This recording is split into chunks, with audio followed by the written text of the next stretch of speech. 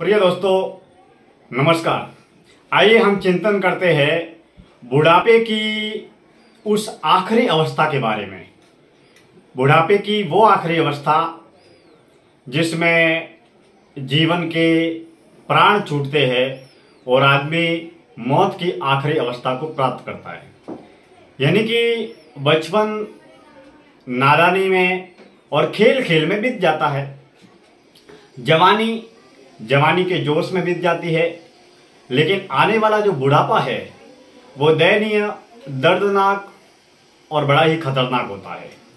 अगर यूं कहे कि बचपन से लेकर जवानी तक जितने भी हमने कुकर्म या बुरे कर्म किए हैं, उन कुकर्मों की सजा, उन बुरे कर्मों की सजा हमें बुढ़ापे में मिलती है। या यूं कहे कि हमारे किए हुए कर्मों की सजा इसी जन्म में आपको प्राप्त होने वाली है। बुढ़ापे में एक नहीं, दो नहीं, दर्जनों बीमारियां आपको घिर जाती है, दर्जनों सैकड़ों बीमारियों से आप ग्रसित हो जाते हैं।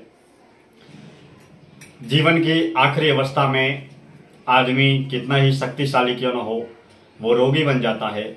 बहुत सारी बीमारियां उसके जीवन को घेर लेती है और धीरे धीरे धीरे धीरे आंखों से दिखाई देना बंद हो जाता है, कानों से सुनाई देना बंद हो जाता है, चलना फिरना बंद हो जाता है, घूमना फिरना बंद हो जाता है और धीरे धीरे धीरे धीरे व्यक्ति पूर्ण रूप से रोगी और मरणासन की स्थिति में आ जाता है।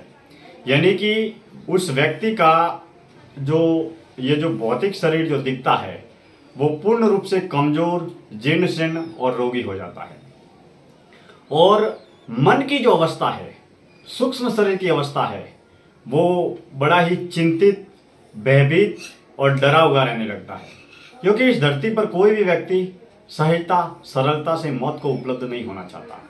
अब मैं उस मौत की आखिरी अवस्था के बारे में आपसे चर्चा करना चाहूँगा।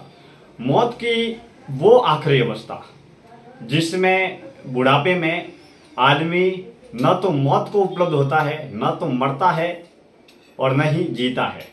यानी कि आदमी तुरंत रूप से एकदम बूढ़ा नहीं होता है। बूढ़ा होने की प्रक्रिया, जवानी से बूढ़ा होने की प्रक्रिया क्रमशः धीरे धीरे चलती है।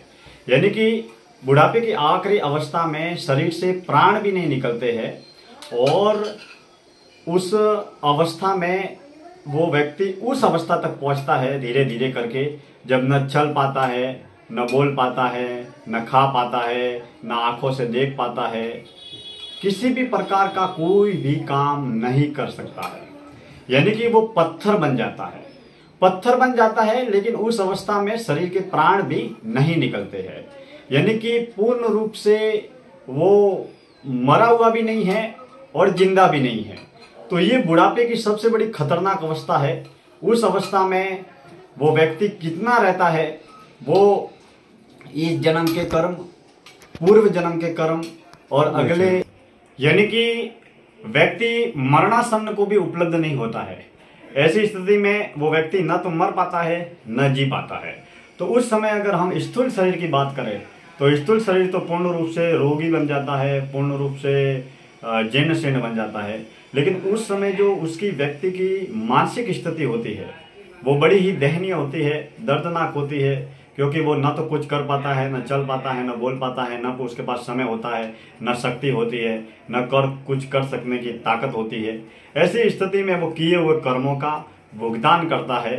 तो हमें भी वो जीवन की जो आखिरी अवस्था आने वाली है और हर व्यक्ति उस आखिरी अवस्था को प्राप्त करता है, बुढ़ापे की आखिरी अवस्था को।